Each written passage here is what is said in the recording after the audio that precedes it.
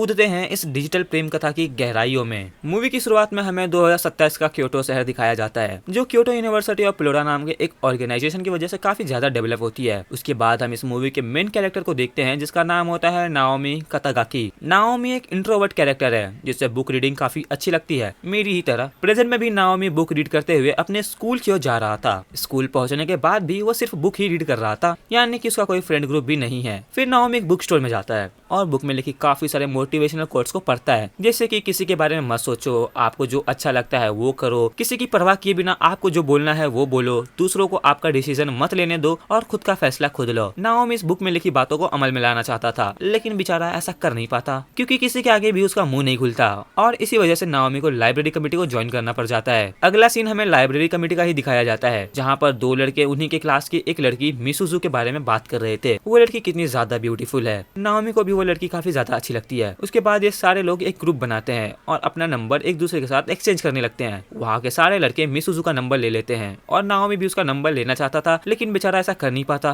क्योंकि वो इंट्रोवर्ट है। फिर सबके जाने के बाद लास्ट में नाओमी हिम्मत करके एक लड़की रूरी इचिगियो का नंबर मांगता है, लेकिन हायरे उसकी किस्मत, रूरी का फोन ठीक से चल नहीं रहा था, इसलिए रूरी उसे नंबर के बजाय अपना एड्रेस देते हुए कहती है, अगर तुम्हें कोई भी काम हो तो मुझे यहाँ कांटेक्ट कर सकते हो। लेकिन नाओमी तो उसे घर जाने से रहा। उसके बाद नाओमी लाइब्रेरी से एक बुक लेकर जब अपने घर की ओर जा रहा था, तब उसे आसमान में काफी अजीब चीज दिखाई पड़ती है। पूरा आसमान लाल हो गया था और उसी लाल आसमान में से कौवा निकलकर नाओमी के पास आता है, जिसके 3 पैर थे। वो 3 पैर वाला कौवा नाओमी का बुक लेकर वहाँ से उड़ जाता है और नाओमी भी उसके पीछे पीछे एक श्राइन के पास आ जाता है। कौवा उसका बुक उसी श्राइन के पास गिराकर वहाँ से उड़ जाता है, और जब नाओमी जाकर अपना बुक उठाता है तो उसके आसपास की सभी चीजें बदलने लगती है। उसका सिर घूमने लगता है और उसे अजीब अजीब चीजें दिखाई देने लगती है, और वहाँ पर एक आदमी प्रकट हो जाता है जिसने सफेद कोट पहन रखा था। वो आदमी वहाँ पहुंचकर ऐसे खुश हो रहा था कि मानो उसकी कोई लॉटरी लग गई हो। एक हैरान करने वाली बात ये थी कि नाओमी तो उस आदमी को नहीं जानता था, लेकिन वो अनजान आदमी नाओमी को अच्छे से जानता था। इस बात से घबराकर नाओमी वहाँ से भागने लगता है और वो आदमी उसका पीछा करने लगता है। नाओमी उसे बचकर एक ट्रेन में चढ़ जाता है और दूसरी जगह पहुंचकर सोचने लगता है कि आज तो बाल बाल बच गए भाई, लेकिन ऐसा नहीं था।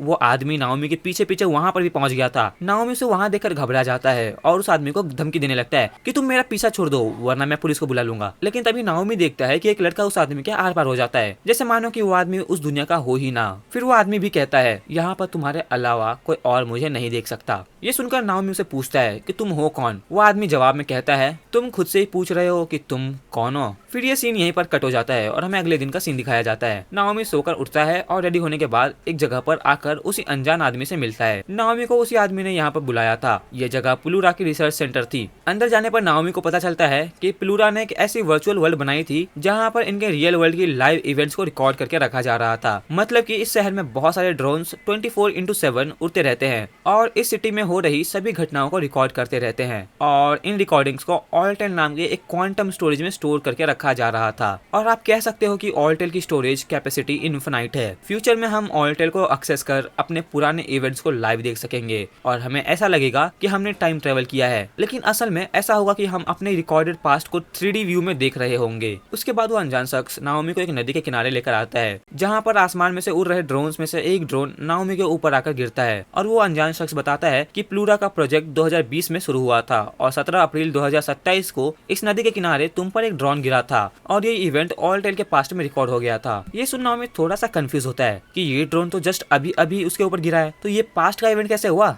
तब वो अनजान शख्स कहता है कि ये इवेंट तुम्हारा नहीं बल्कि मेरा रिकॉर्डेड पास्ट था, और उसके बाद वो अपना चेहरा दिखाता है और नाओमी से कहता है कि तुम मेरा एक रिकॉर्डेड पास्ट हो और मैं फ्यूचर से आया हुआ असली नाओमी हूँ, और इस वक्त हम दोनों ऑल्टेल के वर्चुअल वर्ल्ड में हैं। तो अब आगे कोई कंफ्यूजन क्रिएट ना हो, इसके लिए हम रिकॉर्डेड नाओमी को नाओमी ही कहकर बुलाएंगे और फ्यूचर वाले असली नाओमी को कातागाकी कहकर बुलाएंगे। अब कातागाकी की बातें सुनकर नाओमी के पैरों तले जमीन खिसक जाती है, क्योंकि आज एक झटके में ही नाओमी का अस्तित्व खत्म हो गया और उसे मालूम पड़ा कि वो तो कातागाकी का एक रिकॉर्डेड पास्ट है। उसके बाद कातागाकी आगे कहता है कि मैं तुम्हारे बारे में सब कुछ जानता हूँ, क्योंकि मैं और तुम एक ही हैं। मुझे सब कुछ पता है कि तुम्हें क्या चाहिए। और इस वक्त तुम्हें एक गर्लफ्रेंड चाहिए। और ये सुनकर तो मैं एकदम शॉक ही हो जाता हूँ भाई। मुझे लग रहा था कि ये बंदा रियल वर्ल्ड से वर्चुअल वर्ल्ड में आया है, क्योंकि रियल वर्ल्ड में कोई सीरियस प्रॉब्लम हुई होगी जिस वजह से इसे ऑल्टेल में आना पड़ा, ताकि रियल वर्ल्ड के प्रॉब्लम को ठीक करने के लिए कोई इसे क्लू मिल सके। लेकिन नहीं भाई, कतागाकी वर्चुअल वर्ल्ड में आया था ताकि वो अपने रिकॉर्डेड वर्जन को एक गर्लफ्रेंड दिलवा सके। मतलब कि इस चीज पर मैं अब क्या ही कहूँ। अब इस बात पर चर्चा करने से अच्छा होगा कि मैं कहानी को आगे बढ़ाता हूँ। शायद हमें आगे कुछ ऐसी चीज मालूम पड़े जिससे हमें 440 वर्ड का झटका ही लग जाए। उसके बाद हम देखते हैं नाओमी और कतागाकी दोनों अपने घर जाते हैं, जहाँ पर नाओमी पूछता है कि अगर इस दुनिया में सब कुछ रिकॉर्डेड है तो असली क्या है। इस पर कतागाकी कहता है बता पाना थोड़ा सा मुश्किल है, ये वर्चुअल वर्ल्ड रियल वर्ल्ड की परफेक्ट कॉपी है जो डेटा के फॉर्म में ऑल्टेल में स्टोर हो रखी है। उसके बाद नाओमी कतागाकी से यहाँ आने का असली कारण पूछता है। कतागाकी कहता है मैं तुम्हें पहले ही बता चुका हूँ और फिर से बता रहा हूँ। फिर अपने कौवे की मदद से नाओमी के एक बॉक्स को नीचे गिराता है जिसमें नाओमी की अश्लील किताबें रखी हुई थी जो देखकर नाओमी तो शर्म से लाल हो जाता है। और कतागाकी कहता है कि मैं और तुम दोनों एक ही हैं, इसलिए मैं तुम्हारी दर्द को अच्छे से समझता हूँ और इसलिए मैं यहाँ पर तुम्हें एक लड़की दिलवाने के लिए आया हूँ। चाहे कुछ भी हो जाए मैं तुम्हें एक लड़की दिलवा कर ही रहूंगा। उसके बाद अगले दिन हम नाओमी को देखते हैं जो कतागाकी के कहने पर अपने क्लास की लड़की रूरी पर नजर रख रहा था। रूरी को भी नाओमी की तरह बुक पढ़ना अच्छा लगता था, लेकिन रूरी नाओमी की बिल्कुल अपोजिट थी। जो चीजें नाओमी कभी नहीं कर सकता था वो चीजें रूरी हमेशा किया करती। और देखने में भी रूरी काफी गुस्सेल स्वभाव की लग रही थी। उसको देखने के बाद नाओमी कतागाकी से जाकर मिलता है और कतागाकी उसे बताता है कि आज से 3 महीने बाद वो और रूरी डेट करने वाले हैं। ये सुनकर नाओमी मना करते हुए कहता है कि रूरी उसके टाइप की लड़की नहीं है। उसके बाद वो मिसुजू और रूरी को नंगू पंगू इमेजिन करने लगता है और कहता है कि मुझे क्यूट लड़कियां पसंद है और रूरी तो एक जलती हुई अंगार है, अगर मैं उसके पास भी गया तो मुझे कच्चा चबा जाएगी। उसकी बात सुन कतागाकी उस पर भड़कने लगता है कि तुम्हें रूरी क्यूट कैसे नहीं लगी, शायद तुमने गलती से किसी और लड़की को देख लिया होगा, रूरी तो बहुत ज्यादा क्यूट है। और उसके बाद कतागाकी नाओमी को खुद लेकर जाता है और नाओमी को रूरी दिखाता है जो कि सेम वही लड़की थी जिसे नाओमी ने भी देखा था। रूरी को देखने के बाद कतागाकी की आंखों से आंसू आने लगता है। देखकर ऐसा लग रहा था कि कतागाकी को रूरी से कुछ रिलेटेड बातें याद आ गई हो। उसके बाद जब ये दोनों अकेले होते हैं तब कतागाकी नाओमी को बताता है कि रियल वर्ल्ड में जिस दिन इन दोनों ने डेट करना शुरू किया था उसी दिन रूरी के ऊपर बिजली गिर गई थी और उसकी हालत काफी सीरियस हो गई थी। जिस दिन रूरी के ऊपर बिजली गिरी थी उस दिन के बाद से रूरी ने अपनी आंखें कभी नहीं खोली। इसलिए मैं इस वर्चुअल वर्ल्ड में आया हूँ ताकि उस इवेंट को होने से रोक सकूं। मैं आज से लेकर अगले 3 महीने तक के डेटा के साथ छेड़छाड़ करूंगा और रूरी को बचा लूंगा। रूरी के बचने के बाद ऑल्टेल का डेटा अपने आप अपडेट होगा और एक ऐसी दुनिया बनेगी जिसमें रूरी जिंदा होगी। जो सुन नाओमी कहता है लेकिन फिर भी वो चीज तो एक रिकॉर्डिंग ही होगी, रियल वर्ल्ड में तो ऐसा कुछ होने वाला नहीं है और कुछ भी चेंज नहीं होगा, तो ये सब करने का क्या मतलब है। तो कतागाकी कहता है मुझे ये बात पता है लेकिन इसके बाद भी मैं ये करना चाहता हूँ क्योंकि रियल वर्ल्ड में जब मैं और रूरी नजदीक आए तब उसके साथ ऐसा हो गया जिस वजह से हम दोनों साथ में कोई अच्छी यादें नहीं बना सके। मेरे पास उसकी एक अच्छी फोटो तक नहीं है, अब रिकॉर्डिंग में ही सही, लेकिन मैं रूरी को अपने साथ देखना चाहता हूँ, उसे एक बार फिर से हंसते हुए देखना चाहता हूँ। लेकिन दिक्कत ये थी कि कतागाकी इस वर्चुअल वर्ल्ड में कोई भी चीज को छू नहीं सकता था, इसलिए इस काम में उसे नाओमी की मदद लगेगी। वो नाओमी से हेल्प मांगता है, नाओमी उसकी मदद करने के लिए तैयार हो जाता है, लेकिन वो कतागाकी से पूछता है कि मैं ये काम करूंगा कैसे, क्योंकि मैं तो किसी काम का हूँ ही नहीं, मैं तो एकदम बेकार हूँ। उसकी बात सुन कतागाकी कहता है लेकिन अब नहीं, क्योंकि अभी से तुम्हारे साथ मैं जो हूँ और साथ में ये कौवा भी। उसके इतना कहते ही वो कौवा नाओमी के हाथ में आकर एक ग्लव का रूप ले लेता है और ये सीन यहीं पर कट हो जाता है। अगले सीन में हम देखते हैं कि कतागाकी नाओमी को किसी जंगल में लेकर जाता है और उसे बताता है कि नाओमी के पास जो ग्लव है उसे गॉड हैंड कहा जाता है और उसकी हेल्प से नाओमी किसी भी चीज को बना सकता है। सिंपल एलिमेंट को वो काफी इजीली क्रिएट कर सकता है, लेकिन कॉम्प्लेक्स एलिमेंट और स्ट्रक्चर को बनाना काफी मुश्किल है। कतागाकी बताता है कि नाओमी इस ऑल्टेल में एग्जिस्ट किसी भी एलिमेंट को रिक्रिएट कर सकता है और उनके फॉर्म्स को भी चेंज कर सकता है। कतागाकी भी इस गॉड के हैंड को यूज कर सकता है, लेकिन उसके द्वारा बनाई गई चीजें सिर्फ एक इल्यूजन होगी जो किसी को भी दिखाई नहीं देगी, क्योंकि कतागाकी इस वर्ल्ड का नहीं है, लेकिन नाओमी इसी वर्चुअल वर्ल्ड का हिस्सा है। इसके द्वारा बनाई गई चीजें यहाँ पर यूज की जा सकेगी। नाओमी जिस भी चीज को बनाना चाहता है उसके स्ट्रक्चर के बारे में नाओमी को पहले तो पता होना चाहिए। नाओमी के पास उस चीज को लेकर जितनी इन्फॉर्मेशन होगी वो उतनी ही जल्दी बनेगी। उसके बाद कतागाकी एक डायरी निकालता है जिसमें वो सारे इवेंट्स लिखे हुए थे जिसकी वजह से नाओमी और रूरी एक दूसरे के नजदीक आए थे।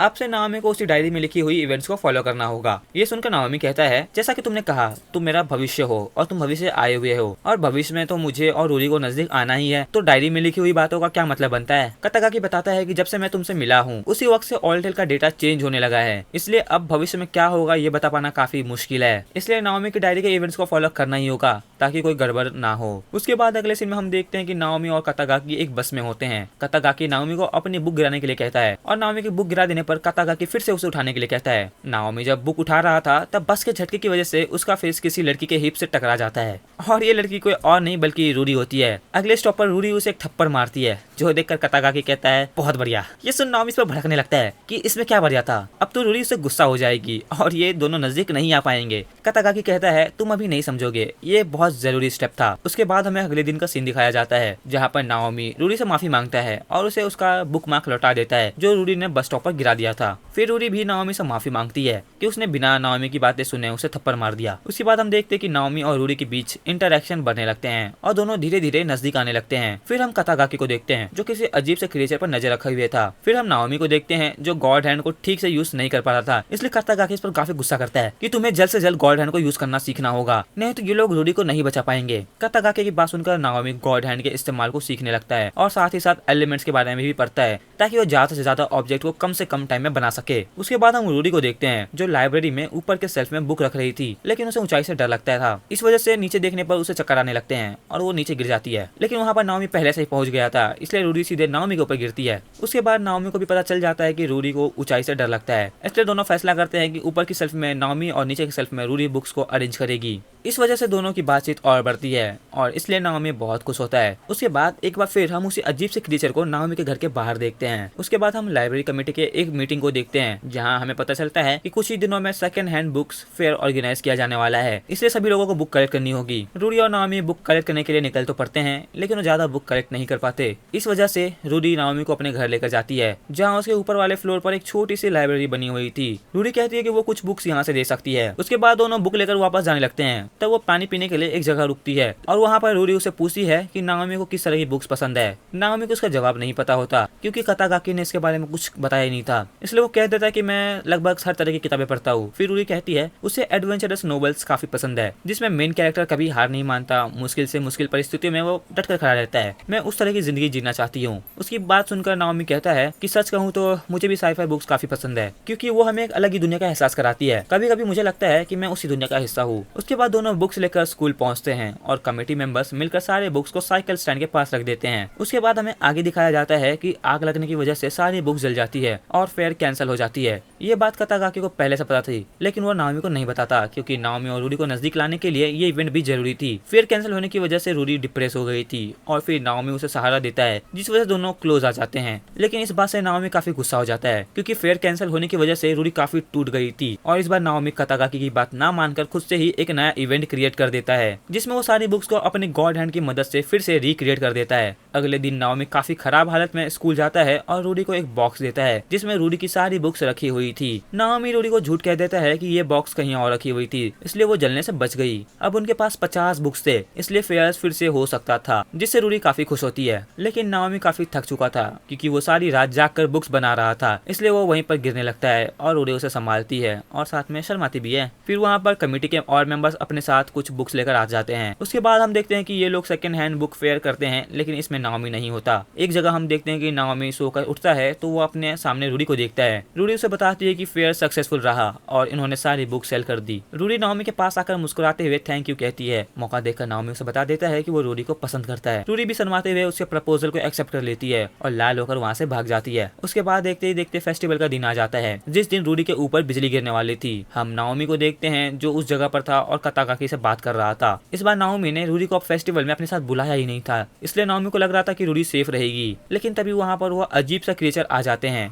ये अजीब से क्रिएचर इस ऑलटेल सिस्टम के बॉट थे जो सिस्टम में होने वाली गलतियों को सुधारने का काम करते थे। नाओमी इस बॉट से लड़ने की कोशिश करता है, लेकिन बहुत सारे बॉट्स आकर नाओमी को घेर लेते हैं और दूसरी तरफ रूडी अपने घर पर थी, लेकिन उसके पास भी बॉट्स आकर उसे घेर लेते हैं और दोनों को उसी जगह पर टेलीपोर्ट कर देते हैं जहाँ पर इन दोनों को इनके डेटा के हिसाब से होना चाहिए था। नाओमी रूडी को वहाँ देखकर घबरा जाती है और रूडी को लेकर वहाँ से भागने लगता है। टेप जैसी चीज रूडी को जकड़कर वहीं रोक लेती है और उन्हें चारों तरफ से बॉट्स घेर लेते हैं। बिजली गिरने का वक्त होने ही वाला था। कतागाकी नाओमी से कहता है कि यही सही वक्त है और फिर हम नाओमी को देखते हैं जो एक बड़ी सी मेटल बॉल को अपने गॉड हैंड से बना देता है। ऑल्टेल डेटा के हिसाब से वो बॉल इस वर्ल्ड में एग्जिस्ट नहीं करती थी, इसलिए सारे बॉट उस पर कूद जाते हैं और जैसे ही बिजली गिरती है नाओमी वहाँ पर एक छोटा सा ब्लैक होल क्रिएट कर देता है, जिसकी वजह से वो बिजली रूडी पर ना गिरकर ब्लैक होल में गिर जाती है और नाओमी रूडी को बचा लेता है। नाओमी काफी खुश हो जाता है और भागते हुए जाकर रूडी को गले लगा लेता है। रूरी को तो कुछ समझ नहीं आता, लेकिन वो भी काफी खुश थी। फिर जब दोनों किस करने वाले होते हैं तभी नाओमी का ग्लव्स फिर से कौवा बनकर उड़ जाता है और रूरी को एक बॉक्स में घेर लेता है। फिर वहाँ पर कातागाकी आता है जो कहता है कि यही सही वक्त है। इस वक्त रूरी की मेंटल स्टेट ठीक वैसी ही है जिससे बेहोश होने से पहले से थी। और यहाँ पर हमें एक राज की बात पता चलती है कि रियल वर्ल्ड में बिजली गिरने की वजह से रूरी ब्रेन डेड हो गई थी और वो कोमा में चली गई थी।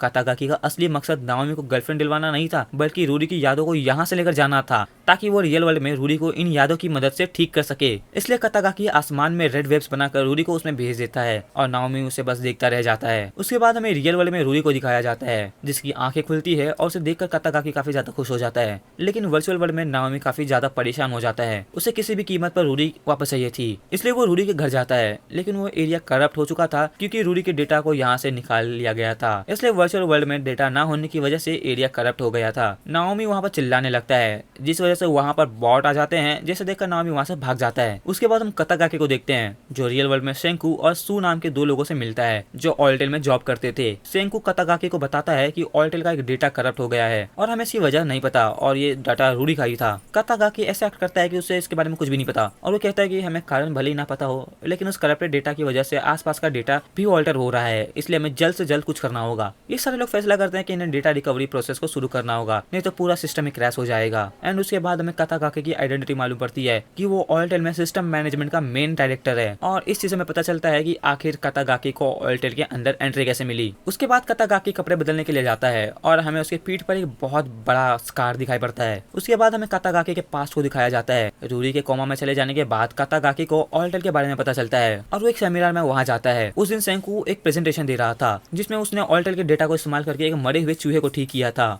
और इसे देखकर कातागाकी के दिमाग में ऑलटेल से डेटा चुराने का आइडिया आता है। उसके बाद उसने काफी मेहनत करी और ऑलटेल को ज्वाइन कर लिया। आगे चलकर उसका प्रमोशन हुआ और वो मेन डायरेक्टर की पोस्ट पर आ गया। मेन डायरेक्टर की पोस्ट मिलने के बाद ऑलटेल में जाने का प्रोसेस शुरू हुआ, लेकिन ये प्रोसेस उतना आसान नहीं था। इस प्रोसेस में उसकी पीठ पर चोट लगी और उसकी एक टांग भी खराब हो गई। काफी अटेम्प्ट्स के बाद वो फाइनली ऑलटेल में एंटर कर ही जाता है एंड ऑलटेल में घुसने के बाद की स्टोरी तो आपने देख ही ली होगी। उसके बाद प्रेजेंट में कातागाकी बाकी लोगों के साथ मिलकर रिकवरी शुरू कर देता है और ये रिकवरी ठीक वैसा ही है जैसा आप अपने फोन को हार्ड रीसेट करते हो। जब आप अपने फोन को फैक्ट्री रीसेट करते हो तो आपके फोन का मौजूदा सारा डेटा इरेज हो जाता है और आपका फोन पहले जैसा नया हो जाता है जैसा कि आपने उसे फर्स्ट टाइम लिया था एंड आपका फोन फिर से नया डेटा कलेक्ट करना शुरू कर देता है। ऑलटेल में भी सेम यही चीज होगा। मौजूदा डेटा इरेज होने के बाद सब कुछ फिर से शुरू होगा। वर्चुअल वर्ल्ड में हम नाओमी को देखते हैं जो बॉट से बचकर भाग रहा था, लेकिन अचानक से उसके आसपास की चीजें बदलने लगती है, सब कुछ इरेज होने लगता है। आसमान में फिर से रेड वेव्स आ जाते हैं। पहले तो नाओमी को लगता है कि वो मरने वाला है, लेकिन उसे याद आता है कि कातागाकी इसी रेड वेव से इस वर्ल्ड में आया था,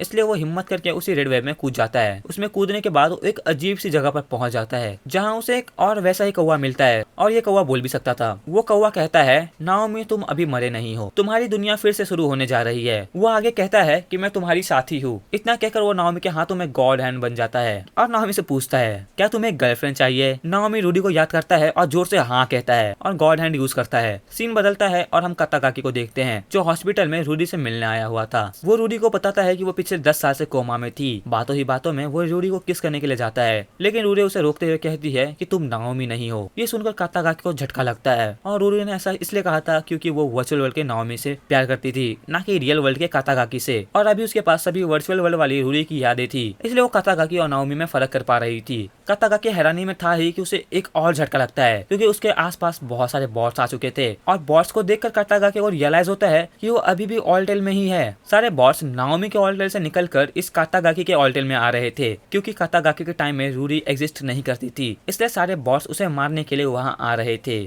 एक बॉट नाओमी को जमीन पर पटक देता है और दूसरा रूडी का गला दबाने लगता है। वो रूडी को मारने ही वाला था कि वहाँ पर नाओमी आ जाता है और सारे बॉट्स को रोक लेता है। नाओमी को देखकर रूडी उसे गले लगा लेती है। नाओमी कातागाकी को पंच करता है और रूडी को लेकर वहाँ से निकल जाता है। नाओमी रूडी को एक स्टेशन लेकर जा रहा था क्योंकि वहीं से ये लोग अपने वर्ल्ड में वापस जा सकते थे और सब कुछ ठीक हो सकता था। नाओमी रूडी के आंखों पर पट्टी बांधकर उसे लेकर जाने लगता है, लेकिन एक जगह पहुंचकर बॉट्स रूडी को पकड़ लेते हैं। नाओमी उसे बचा लेता है, लेकिन वो लोग पूरी तरह से बॉट्स से घिरे हुए थे। तभी वहाँ पर कातागाकी एक कार लेकर आता है और उन्हें अपने कार में बिठा लेता है। नाओमी कातागाकी से उसकी मदद करने का कारण पूछता है। तब कातागाकी कहता है कि ये सब मेरी वजह से हो रहा है, मैं रूरी को वापस से जिंदा देखना चाहता था, इसलिए मैंने इतनी बड़ी गड़बड़ खड़ी कर दी और इसी वजह से वो नाओमी की मदद कर रहा है। उसके बाद ये लोग अपनी मंजिल पर पहुंच जाते हैं और गॉड हैंड के बताए अनुसार नाओमी कुछ गेट्स क्रिएट करता है और गॉड हैंड कहती है ये क्वांटम कन्वर्जन है, इसे उतरते हुए उन्हें लास्ट सीढ़ी तक जाना है और फिर इन्हें कन्वर्ट कर इनके वर्ल्ड में भेज दिया जाएगा। गॉड हैंड पहले रूरी को भेजने के लिए कहती है। रूरी जाने से पहले कातागाकी से कहती है कि तुम भी नाओमी ही हो ना, तुम भी मुझसे प्यार करते हो। इतना कहकर वो कातागाकी को गले लगा लेती है और उसके बाद कातागाकी को अलविदा कहकर वो गेट से जाने लगती है। रूरी के जाने के बाद नाओमी की बारी आती है कि तभी वहाँ पर सारे बॉट्स कंबाइन होकर एक मॉन्स्टर का रूप ले लेते हैं। नाओमी अपने गॉड हैंड से उस मॉन्स्टर को रोकने की काफी कोशिश करता है, लेकिन उसे रोक पाना काफी मुश्किल होता जा रहा था। इसलिए सिचुएशन को देखकर कातागाकी कहता है कि तुम मुझे इस वर्ल्ड से इरेज कर दो,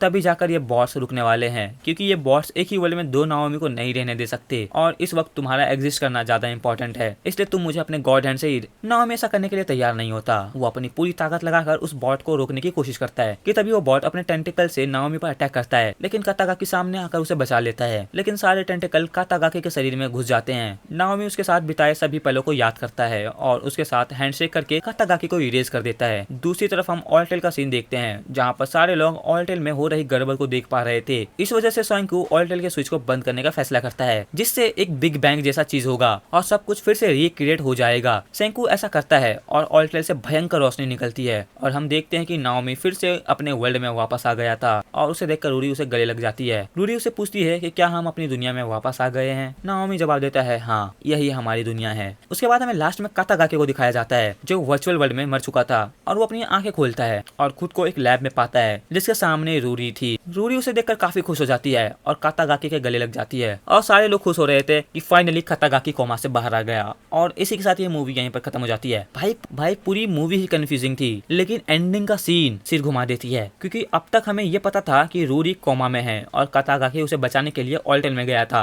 और ऑल्टेल में उसकी मौत हो गई थी। तो अब कातागाकी कोमा से कैसे जागा और रूरी कोमा से कब जागी और कातागाकी कोमा में गया कब? ना जाने आपके मन में और कितने सवाल उठे होंगे इस मूवी को देखते वक्त, और क्या पता कितने सवाल आपके मन में और उठने वाले हैं। हर सवाल का जवाब तो हम वीडियो में नहीं दे सकते, लेकिन एंडिंग के सीन को अच्छे से एक्सप्लेन करने के लिए मैं आपके लिए एक फैन थियरी को लेकर आया हूँ। बाय द वे, इस मूवी के लिए काफी सारी फैन थियरीज एग्जिस्ट करती है। अगर आप चाहो तो एक एक करके सारी रीड कर सकते हो और सारी थियरीज आपको काफी इजीली गूगल पर मिल जाएगी। और अगर आप खुद से कोई थियरी बना सकते हो तो आप वो भी कर सकते हो और आप अपनी थियरी बनाकर हमें इंस्टा पर डीएम कर दो। ये हमारा इंस्टा हैंडल है, हमें फॉलो भी करना और फॉलो करके अपनी थियरी को भेज दो। अगर हमें आपकी थियरी काफी पसंद आ जाती है तो हम उस पर एक पर्टिकुलर वीडियो बना देंगे और आपको शॉर्ट आउट देंगे। तो मैंने जो थियरी पढ़ी थी उसके हिसाब से हमने जो सेकंड क्रो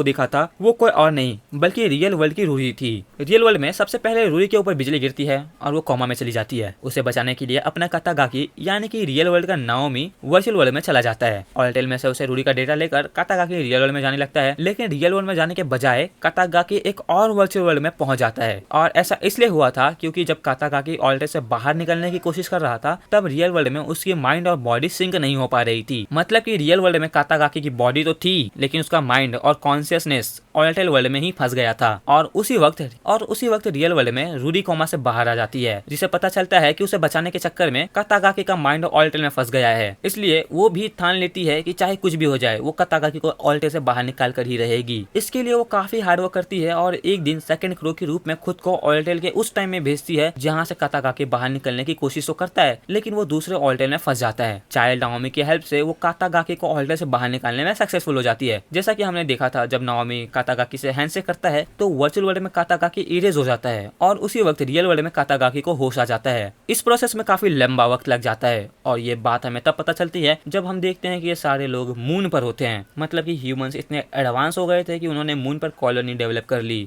अब कुछ लोगों को ये थ्योरी थोड़ी सी अजीब और थोड़ी सी बेहुदा लग सकती है, लेकिन भाई अब उनका मैं कुछ नहीं कह सकता क्योंकि मेरे पास इससे अच्छी एंडिंग नहीं थी, तो मैंने इसको ही एक्सप्लेन कर दी। और जैसा कि मैंने आपको पहले ही बोला, अगर आपके पास इससे अच्छी कोई एंडिंग है तो आप हमें इंस्टा पर डीएम कर सकते हो। ये हमारा हैंडल है और डिस्क्रिप्शन में लिंक भी है। हम अपनी नेक्स्ट वीडियो में आपकी थियरी को एक्सप्लेन कर देंगे। तब तक के लिए आपको इसी कौवे वाली कहानी से खुश होना पड़ेगा और देखते रहना होगा जीरोस हिंदी नरेशन। अगर वीडियो अच्छी लगी तो एक लाइक कर देना और ऐसी और भी वीडियोस के लिए इस चैनल को सब्सक्राइब कर लेना। हम आपसे फिर मिलेंगे किसी नई वीडियो में नई कहानी के साथ। तब तक के लिए सायोनारा।